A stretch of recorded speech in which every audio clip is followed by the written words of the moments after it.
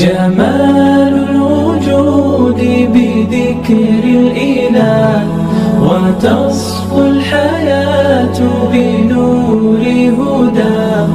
جمال الوجود بذكر الإله، وتصفو الحياة بنور هداه.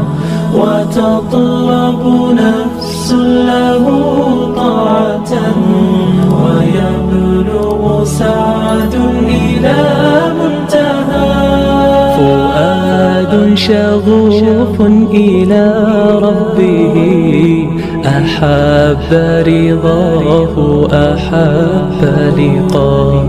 يظل يجي